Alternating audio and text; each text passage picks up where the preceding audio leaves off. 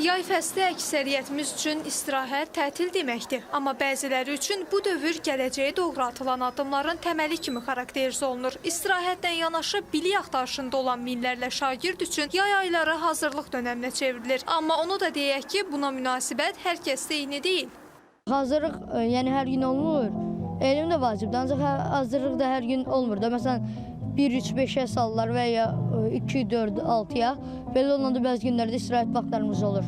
Bir uşaq 9 ay oxuyur, sonra 3 ay yenə oxuyur. Olmaz axı. Adi işləyən insanlara belə ən azından 1 ay fasilə verirlər. Amma məktəbləri çox adamı 5-ci sinifdən qoyurlar hazırlığa 11-ci sinifə qədər. Valideynlər üçün isə əsas məqam şagirdlərin yay aylarında dincəlməsidir ki, növbəti dərs ilinə tam hazır olsunlar. Yox, istirahətin özü elə onun üçün zehni yorğunluğun çıxması deməkdir. Bütün günü telefonla, kompüterlə özlərini elə yorurlar ki, yayda bir də bunlar təzədən nə-nəsə məşğul olsalar, onda sentyabrda onlar başlaya bilməzlər yaxşı, uğurla. Təhsil ekspertlərinin fikrincə, yay tətili müddətində əslində şagirdlərin əlavə dərslərə cəlb edilməsi, onların biliklərinin yenilənməsi baxımından vacib ola bilər.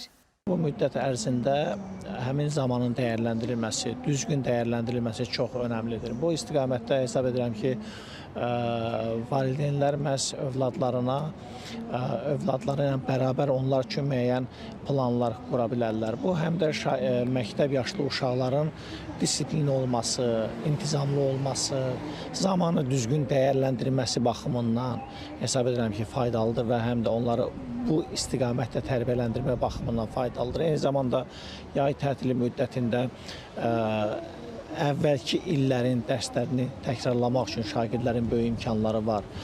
Mən əminəm ki, müəllimlər ümumiyyətlə yay tətilində baxmayaraq ki, dərs yoxdur, onları işləmirlər və belə bir məcburiyyətləri yoxdur. Amma bütün hesab edirəm ki, müəllimlər yay tətili müddətində şagirdlər onlara bu və ya digər hətta kömək ilə bağlı müraciət eləsələr, onlara kömək eləməyə hər zaman hazırdırlar.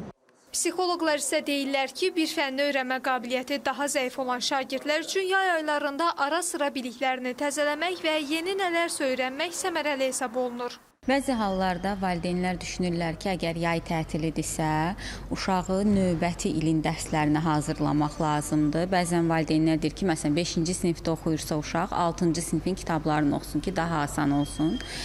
Bu tamamilə yanlışdır. Uşağın yay tətili məktəb dönəmindən fərqli keçməlidir. Öncə başlamalıyıq yuxu rejimindən, yəni yuxu rejimi psixi sağlamlıq üçün də çox önəmlidir. Yuxu rejiminə riayət etmək lazımdır. Məsələn, bir məktəbli səhər 6-da, 7-də oyanırdısa, yay tətilində bu tamam fərqli olmalıdır.